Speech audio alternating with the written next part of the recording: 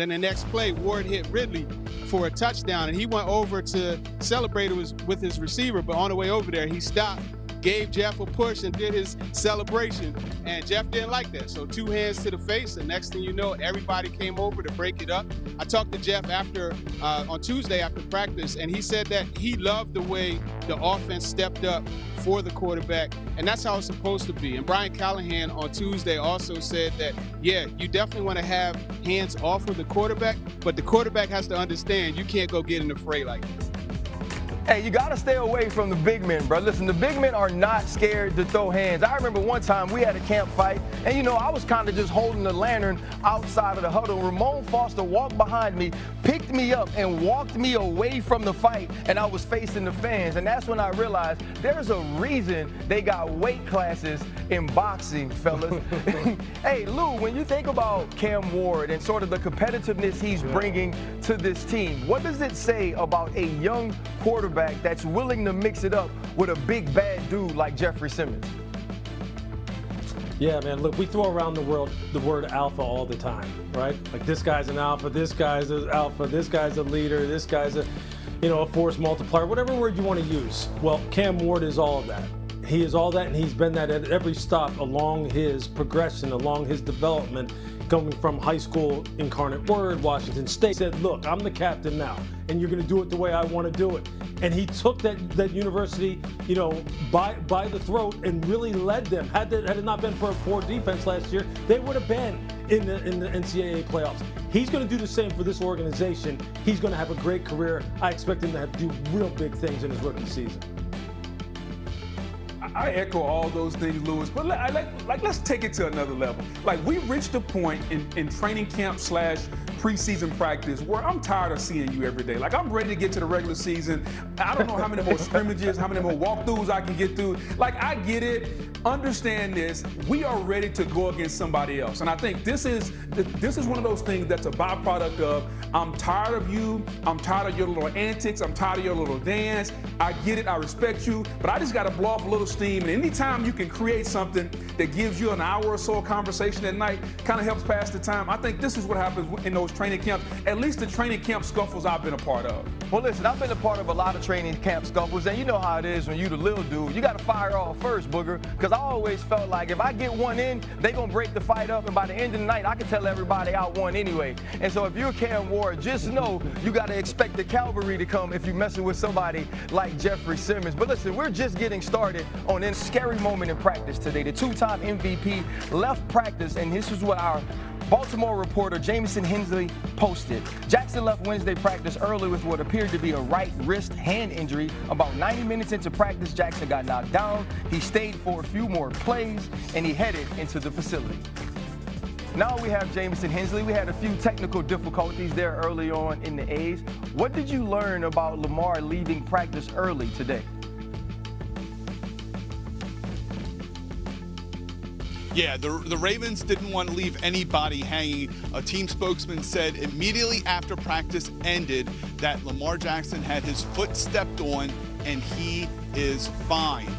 But that was kind of the scare out here today, is because Lamar Jackson has proven to be very durable over the years. He hasn't missed a game due to injury since the end of the 2022 season. And the Ravens have always tried to minimize the risk of him getting hurt because they haven't played him in the preseason for the past 4 years. But out there today, was inadvertently knocked to the ground, came up, and as you said, he kind of was flexing his wrist a little bit, threw a couple more passes before then heading into the facility with some of the team medical staff. He did not return.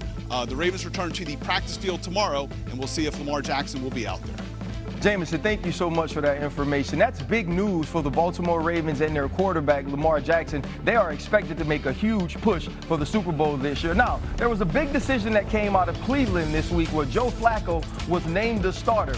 When we think about this team, we think about what Joe Flacco was in 2023. Kevin Stefanski addressed the media to tell us why this decision was made. Joe performed really well, both in practice, in the joint practices. I want to give credit to that entire group. I think those guys are working very, very hard. We have a standard for that position regardless of who's in there. Joe, having done it at a high level, has done it here. That lends itself to confidence in himself and confidence from his teammates. Graz, we all kind of felt that Joe Flacco was going to be the guy headed into the season. But what can you tell us about the Browns' plans for the rest of the quarterback room? Well, you know, RC, they're in flux. The Browns coaching staff is figuring out now how to order the room behind Joe Flacco. You know, who's going to be the number 2? Who would go into the game if they show up for week 1 to play the Bengals and during that game Joe Flacco were to get injured and need to be replaced? They don't know yet. Dillon Gabriel, Shedeur Sanders, Kenny Pickett all have dealt with injuries throughout camp, which is one of the reasons, you know, Flacco kind of got the gig, because they didn't really see what they needed to see from any of those other guys due to the time that they missed. So I think the Browns coaching staff is just going to take these next couple of weeks before the start of the season to get these guys as many reps as they can, see where things stand, and then figure out who they're comfortable with as the backup in case something were to happen to Flacco. And then from then on, you know, it's week to week. Now, are they going to be able to carry 4 quarterbacks? Big question. Stefanski has said it's going to be tough. If they don't, is somebody injured enough to go on injured reserve to start the season? Would there be interest in a trade for one of those other guys? Those are questions they have to answer as well. But if they have all 4 and all 4 are healthy, they got to figure out who's 2, 3, and 4. Yeah, I think they definitely got to figure that out. I think we all agree that Joe Flacco was going to be the week 1 starter. I think Kenny Pickett maybe was insurance early on until you saw what you had in Dillon Gabriel and Shedeur Sanders. But now that we've kind of seen a little bit with Dillon Gabriel looking really good, being very accurate, and Shedeur Sanders looking like he's got that it factor, I think the odd man out is going to be Kenny Pickett. Nothing against 2 gloves, because I like wearing 2 gloves when it gets cold. But I don't need my quarterback wearing 2 gloves. I'm done with Kenny Pickett. I've seen enough, RC. I think as the Browns move forward, Joe Flacco is going to be given a lot of room early on. But I think eventually we're going to see both Dillon Gabriel and Shedeur Sanders at some point this season start some games. Kenny Pickett, I love you, buddy. You can take the gloves elsewhere. Well, according to Boog, the only 2 gloves we acknowledge is Teddy Bridgewater. But now let's get to the boots, where the Saints QB1 spot is still up for grabs. But according to head coach Kellen Moore, it's an extremely tight race. It's really, really close. Numbers, experiences, reps, everything. It's going all the way back to start of training camp. Everything is very, very close between this group, and so we're kind of staying in this middle. And you know, obviously, you'd like for it to make a decision, and we'll get there as we go. But you know, I think both these guys are putting in tremendous effort, tremendous work. They're both doing a ton of good things, and so we'll see how it goes. Lewis, you've been high on Tyler Sharpe the entire offseason, and I ain't gonna lie, that bus you were driving, I was sitting right behind you singing his praises. But have you liked what you've seen from him in the preseason? Yeah, he's had some good moments, Ryan. I mean, have they been perfect? Absolutely not. Can you expect it to be perfect? Should you expect it to be perfect? No, but that's the world we live in, especially when you're dealing with a tightly contested quarterback race like that. Everything that he doesn't do good is going to be magnified. Look, he showed in the first preseason game against the LA Chargers, coming in a 2-minute situation, that he has good command of this offense at an early age. And it really, well, I should say at an early time in his development here with the Saints. He had a pick 6. Kellen Moore came right back and had him continue to fire the football, hit a double move for a big play, score, and then, you know, they really liked his resilience. Look, and then really in the second game, in the second preseason game, it was just the opposite. Spencer Rattler had a pick 6, came back and made some absolute laser throws in order for them to kind of get back in that football game. So I can see why they're saying that this is tightly contested. I think this third preseason game will tell the tale. I think that's exactly what it is, Lewis. It's the coaching staff does not feel that it's seen enough separation between these two to make a decision, and they're hoping that this week of practice and the preseason game will help inform it. Spencer Rattler has made it difficult on them. Tyler Sharpe was the 40th pick in the draft for a new coaching staff. So everybody figured, well, that made, once Derek Carr retired, that made Sharpe the favorite to start. But Rattler had a very strong offseason. He's had a very strong training camp. He has fans in that building, and there are people there that are interested in seeing what he can do. He's got 1 year of experience on Tyler Sharpe, and I don't think at this point it would be a total surprise to see the Saints go with Spencer Rattler to start the season. If that's what they do, it's because he won what so far, I think you can take Kellen Moore at his word, has been a very even competition. Yeah, and I think we can't let people look at Tyler Shough as the traditional rookie, right? This is a guy that had extensive time in college, and so he and Spencer Rattler are close in age. Spencer Rattler was a guy,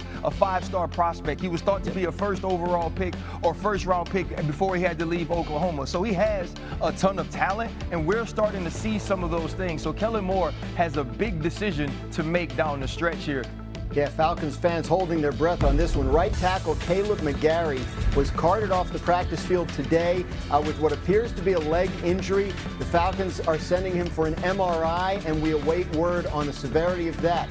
Remember, Caleb McGarry, the right tackle, their quarterback is left-handed, Michael Penix Jr., so Caleb McGarry is the blind side protector there in Atlanta, and part of a strong offensive line that they think is one of the reasons they have hopes to challenge Tampa Bay and win this division. Tight end Darren Waller is on the Miami Dolphins. For anybody who missed that bit of offseason news, they activated him off the physically unable to perform list, and he's eligible to join them in practice. He came out of retirement, and the Giants traded him to the Dolphins, whose offensive coordinator is Frank Smith, a man he played for in Oakland and who he has publicly talked about having helped him through some off-field issues. So Darren Waller excited to play for Frank Smith in Miami. And in Tennessee, cornerback L'Jarius Sneed, who missed a huge chunk of last season with a quad injury, has been activated off of the PUP list as well and is eligible to return to practice for Tennessee. He had a procedure to fix the quad issue and also a cleanup on his knee in the offseason. L'Jarius Sneed now healthy and ready to go for the Titans. As we mentioned earlier, Jameson Hensley, our Ravens reporter, saying quarterback Lamar Jackson left practice because his foot got stepped on and that he is fine, according to a team spokesman. So anybody who saw reports earlier today about Lamar Jackson leaving practice, you can exhale. Hey, Lamar Jackson has already shown us 2 times being the MVP that he's one of the best doing it at the quarterback position, but so is Jared Goff. Jared Goff has looked like a top quarterback over the last couple of seasons, since 2023, and then there's perception. What did you learn about how difficult it is for a quarterback to go from good to great? That I don't know if it can be done. Like, it's one of those mystical and kind of mysterious things that happen with quarterbacking where you're able to get to the 99.8 or 99.7 percentile, but can you get to the 99.9th? Is it, and if you can't, then why is that? Is it because of surrounding talent? Is it because of timing? Is it because of the cosmos is aligned against you? Yeah. Like, it's one of those things that haunts guys, and it's haunted Matt Ryan, because here Matt Ryan was, one of the greatest quarterbacks of his generation, and yet that question kind of hung over him. And at one point he was asked after he retired, like, what is it like being known as the guy who was the foil for the greatest comeback ever? And even though the guy has a borderline Hall of Fame career, he was like, frankly, it sucks, because those types of imperceptible errors hang over him. Yeah, it's something about a competitor, right? And I just met with Jahmyr Gibbs, sat with David Montgomery, and, Jared Goff has this casually laid-back vibe, but the one word they used for him was dog. What did you learn about his competitive nature over making this piece? Well, it's not a question of his competitiveness. It's not a question of, whether he's wired the right way. It's just a question of whether, you're one of the 8 greatest people at your job in the world at any given time, but can you be one of the greatest 3?